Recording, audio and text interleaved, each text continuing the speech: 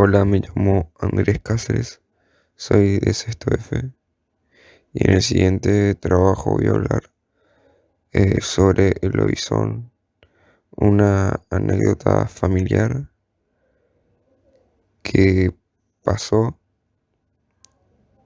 y mi abuela le estará contando el suceso. Yo soy la abuela, me llamo Aide y voy a contar un suceso que le aconteció a mi familia por parte de mi padre sobre el mito, la leyenda del lobizón.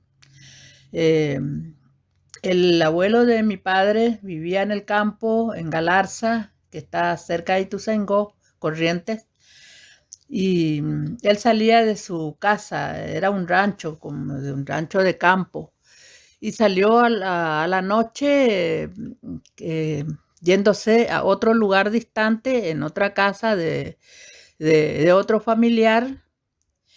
Y el camino era muy finito, como se estila en el campo.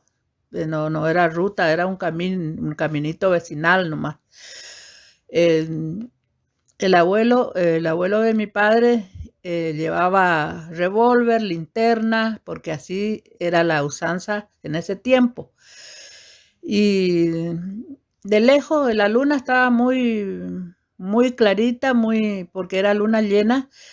De lejos vio que venía un, una sombra, por decirlo así, un bulto. Y él se acercaba a él por el mismo camino, no podía hacer nada porque el caminito entraba una sola persona.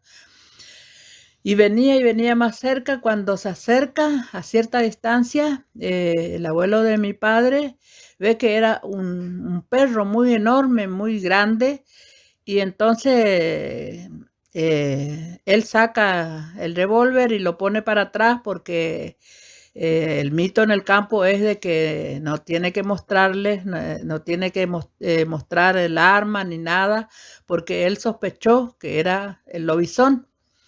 Por lo tanto, él puso atrás el revólver y su linterna en la mano y se acercó, y las patas delanteras de ese animal eran más bajas que las patas traseras.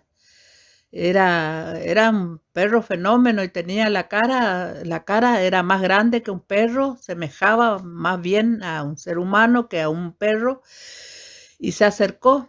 El mito en el campo era que eh, la persona que se cruzaba con uno de esos animales, sea una bestia, no, o bueno, el lobizón, no tenía que permitirle que pase por debajo, por entre las piernas, porque de lo contrario la maldición que traía el lobizón le traspasaba a ese hombre, y el hombre que era lobizón, que se supone que es un hombre que se transforma en un perro, eh, le deja todo la maldición al otro y él queda libre. Por lo tanto, el abuelo de mi padre juntó las piernas y se quedó quieto esperando, y le llegó a medio metro de donde él estaba parado en el camino. No podía hacer nada porque el camino entraba una sola persona, y entonces él no le alumbró tampoco, alzó la cara el perro, y los ojos eran de color rojo, como unas brasas. Le miró y bajó la cabeza y le rodeó por un costado y pasó de largo. Y cuando pasó, el abuelo de mi padre no se atrevió a mirar para atrás porque eh, no quería ver, y él escuchaba el ruido de cadenas que arrastraba ese animal.